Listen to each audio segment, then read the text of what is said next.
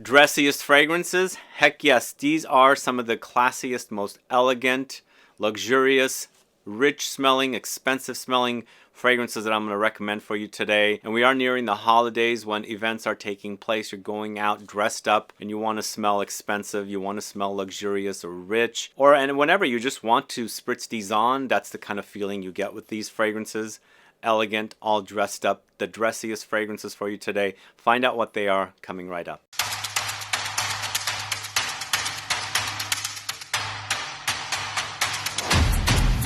Thanks so much for tuning in. It's Sebastian. We're talking about the dressiest fragrances. These fragrances, when you smell them, you feel like you've dressed up and you're about to hit the night on the town, but all dressed up and dolled out with the most expensive outfits and things like that. And as I said, there's events happening during the holidays and you dress up and go to parties and events, and wearing these fragrances will make you feel all rich and luxurious.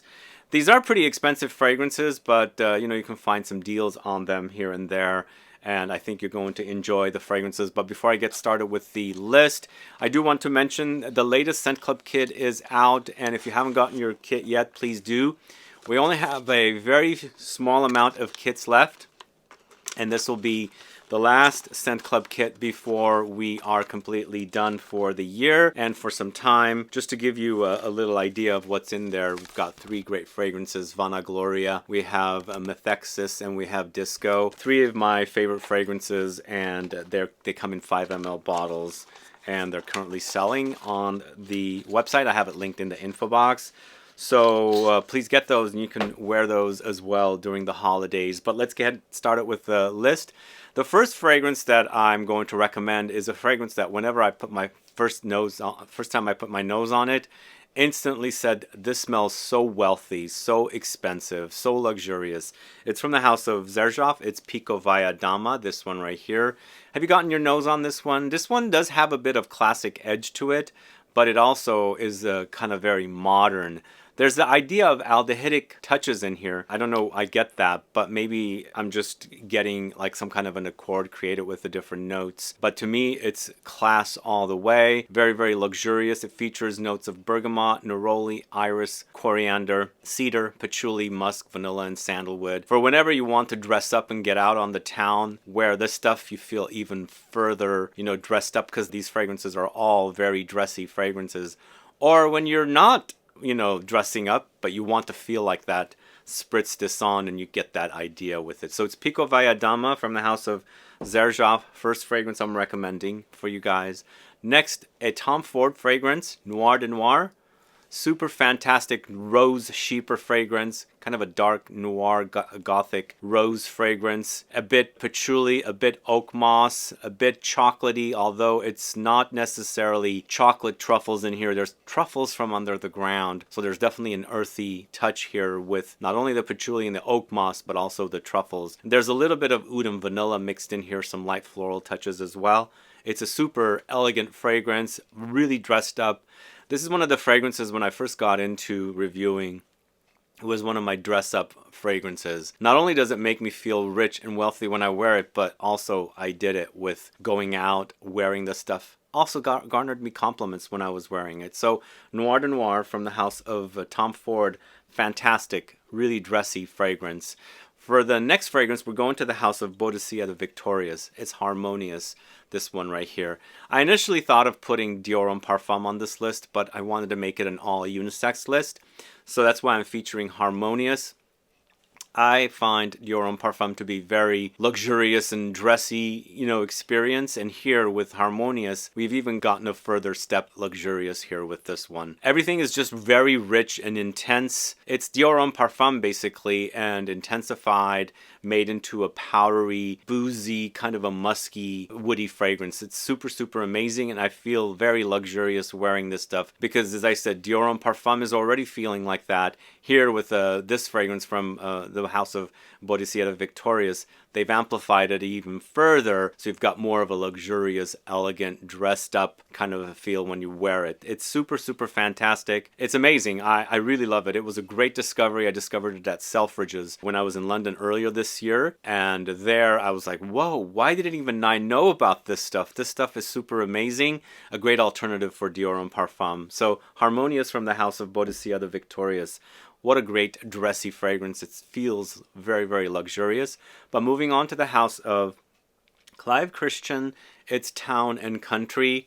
This even has a name that kind of reeks class, dressed up elegance and luxury all there. And then it wears like it as well. It's loads of kind of musky notes hidden with woods and resins and ambergris and things like that. So they're mentioning ambergris here. I feel like there's ambroxan in here, but it's kind of done in a way where it acts like more like an accord of ambergris rather than using the real stuff. But to me, it smells really, really expensive, very luxurious, really, really also long-lasting fragrance here with notes of cedar, patchouli, the ambergris, as I mentioned. There's cashmere, which is very musky, olibanum, white tea, juniper, sandalwood, clary sage. Great fragrance. If you haven't gotten your nose on this one, if you like the idea of something very dressy, elegant, luxurious, rich, expensive smelling, check that out. This is Town and Country from the house of Clive Christian. I'm not leaving out ROJA Parfums, and I'm going with the fragrance DIAGHILEV in this video here. Very luxurious take on a Guerlain-esque fragrance. It's a very luxurious fragrance here, very wealthy smelling. It features Oakmoss, Ylang-Ylang, peach, jasmine, musk, leather, patchouli, cumin, rose, bergamot, and cloves. You know, this stuff's reeking class all the way, inspired by DIAGHILEV. He was, I believe, an impresario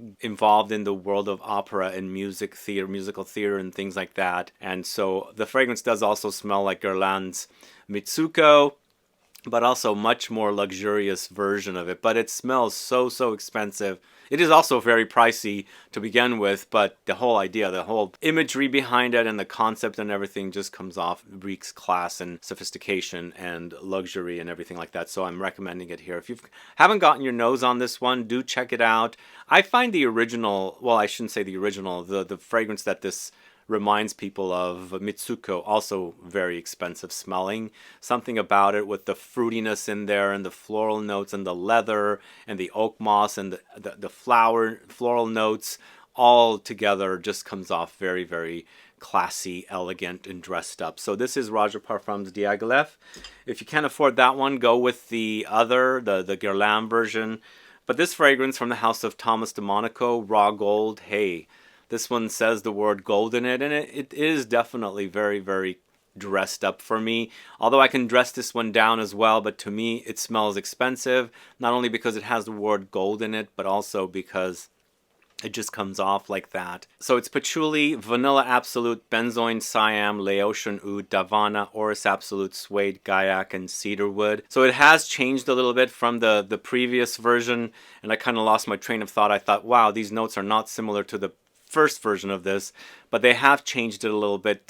The fragrance itself has kept very similar to the original fragrance, but there are some changes in here where I feel like some people really enjoy this one because the animalics that were in the original have been removed, but some people appreciated the original animalics. But for me, this one has gotten a lot more patchouli and a bit more closer to chocolatey, whereas it's very honeyed. It has a honeyed vibe in here and also vanillic, but super amazing fragrance. Raw Gold from the house of Thomas de Monaco is luxury all the way. Then moving on to the house of Marc-Antoine Barrois, this is Ganymede Extrait, a longer lasting version of the original, and a super amazing luxurious fragrance. Smells expensive. I'm featuring the extrait here because it is a more potent variety, a bit more luxurious than the original, but the fragrance itself is very dressed up for me. Although, you know, like I said, you can dress these fragrances down, but for me, when I put this stuff on, it feels like I'm going out into town, dressed up very, expensive clothes and things like that. So it's everlasting flower, incense, myrrh, saffroline, akigala wood, mandarin. For me, this version versus the other version does seem like this is thicker, denser, a bit stickier compared to the last version, which did have its kind of ethereal airiness about it. But I want my fragrance to last a little longer, so I'm going with the Ganymede Extrait. And to me, it also smells a little bit more expensive and dressed up than the original. So it's Ganymede Extrait. If you don't know that one, do check it out. I find it very great. And for me, I've heard it's not as strong as something like B683 Extrait. I agree, but it's definitely stronger than the original Ganymede, which I can say, yeah, they've intensified the original because they've made it into an extract. Now, moving on to the house of Louis Vuitton, it's Ombre Nomade, this one right here. Yeah, this is one of the best designer ouds out there. Very pricey, very expensive, but smells great. Very sophisticated and elegant and dressed up smelling for me. It's just very, very classy and rich, wealthy smelling and luxurious as well. So it's oud wood, benzoin, tears, incense, raspberry, saffron, birch, and rose. You know, rose is in here, but I find the rose to be a bit subdued in this one. It's kind of tame, don't you think? The rose in here is very tame. I don't get a lot of rose, and that's why I feel like you can layer this with their other fragrance in the same collection, Le Sable Roses. But to me, this smells so expensive, very luxurious, very dressed up as well. And if you want to wear oud when you're going out and you want something a bit of sophisticated like this fragrance, definitely try Ombre Nomade. Ombre Nomade is definitely one of the best designer oud fragrances out there, as I said, and I definitely recommend it. And speaking of designer ouds, we've got one from Givenchy as well, Givenchy's Noctambule. For me, this one's definitely a lot rosier than Ombre Nomade. I don't know, do you guys get that similarity? Do you get a lot of rose from Ombre Nomade? They mentioned rose, but I hardly pick up rose from that. It's very hidden in the back. But here we've got very rosy oud experience with the grass rose and also centifolia infusion and essence of rose. We've also got papyrus accord here, Malaysian oud essence, but a very, very great combination. The rose is on the jammy side, but the fragrance itself is very, very dry. There's also a spiciness in here, but so expensive smelling. This is luxury to the max with the designer world for me, and absolutely love it. It smells expensive, it smells rich, and if you haven't got your nose on it, please do. Noctambule is really, really great from this house. I love it. I love that fragrance. It smells great, and it has great longevity, and I also enjoy that little cumin that is in there that shows up on my skin. But moving on to the house of Chanel, I wanted to feature one Chanel because Chanel as a brand overall is very luxurious and very kind of dressed up to begin with, and I'm going with Coromandel here, a second patchouli fragrance. Coromandel to me smells expensive, very luxurious, and also great longevity for a designer fragrance because it has patchouli. Patchouli to me has a great lingering power, and I absolutely love it. For me, this one is patchouli, benzoin, and frankincense. According to Chanel, those are the notes, but you know, the databases say that there's white chocolate here, and I feel like it's the patchouli mixed with the benzoin creating this white chocolatey effect here, which is super delicious. It acts creamy, but it's all earthy patchouli, very sparkling against the frankincense as well. The frankincense gives you a bit of resin and smoke thrown in there as well. Coromandel is so good, one of the best from this house, and to me it's you know, totally dressed up all the way. And it's Chanel after all. So Chanel Coromandel, check it out if you don't know it. Then moving on to a house called Fragrance du Bois. This is Heritage. Have you guys gotten your nose on this one? Oh my god, this is so good. So good. Probably maybe a bit similar to PIKOVAYA DAMA from XERJOFF, but to me this is expensive. This smells so expensive when I put it on. It just takes me back. I don't know if fragrances ever transport you, but to me this transports me to the era of the Gilded Age. I don't know if you ever have seen that show, but you know, like completely dressed up, going to all these elegant balls and things like that, and smelling this amazing fragrance. It's just really, that's what it puts me in, that kind of a place.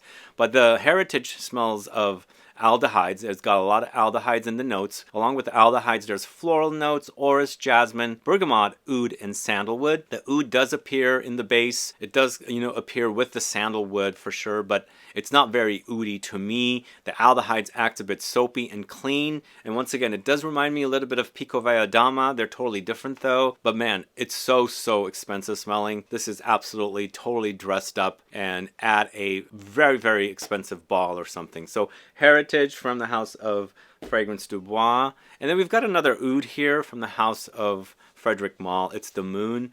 The Moon is luxury all the way for me. Really luxury and very long-lasting but not heavy wearing kind of a thing. It does have a bit of an ethereal vibe, but it has great lingering power, and it's a great fragrance that Julien Rasconnais created for Frederic Malle. It's featuring notes of raspberry, lychee, saffron, olibanum, which is frankincense. There's Turkish rose, oud, and leather, and the combination is so beautiful. The raspberry and lychee are so perfect here in this fragrance. toning down the oody funkiness of the oud in here and to create for a more inviting and embracing kind of a fragrance. Oh man, it's really, really great. Before, I used to consider Promise my favorite, then followed by The Night. This is totally like taken over as a favorite of mine from the Frederick Malle Desert Gems collection. It smells fantastic, and he did such a great job with it, and also really, really completely dressed up and very, very luxurious and expensive smelling. So this is the Moon from the house of Frederick Malle. Next up, going to the house of Electimus London. It's a fragrance called Austere, this one right here. If you recall, I did a video of Electimus London fragrances with Joe. We ended up putting this at the very top. It's one of my favorite fragrances, and his, of course, as well. Something about this fragrance and the combination of the notes reeks class and totally dressed up, totally for me. Also, like, expensive. It's a very expensive smelling fragrance. Features notes of sweet geranium, patchouli, star anise, cloves, ambergris, musk, sandalwood, lemons, and cedar. The combination is super intoxicating, and when you put it on, you actually reek of wealth. It smells really, really expensive, but also very, very dressed up, and like you're going out on the town in this, you know, some kind of a ball or something, a party where everybody's dressed up, looking great, looking sharp, and smelling fantastic. This stuff does that when you put your nose on it. For some reason, also, I get a little bit of a leathery touch in here, like a nice suede, expensive suede leather in there mixed in with all the notes. It's a fantastic fragrance. I couldn't believe how great it is, but this one grew on me further rather than it was like a total embrace right up front. But either way, Austere is great from the house of Electimus London. Check it out. Next, going to the house of Atelier Materi, it's Bois de Ambrette, this one right here. Used to be called Peau de Ambrette. As you can see, they've changed the name to Bois de Ambrette. And man, this is very, very sexy and also very, very dressed up at the same time. It's a very musky fragrance featuring notes of ambrette, angelica, amyris, sandalwood, musk, ambroxan, ginger, mandarin orange. So it has a powdery effect. The angelica providing the powdery touches, the ambrette providing the powdery touches, ambroxan. Also, it's very dry. So, but man, the combination is so great. If you like fragrances like Fleur de Peau from the house of Diptyque, but a bit more vegetal, a bit more powdery, definitely very sexy and musky, definitely try this one.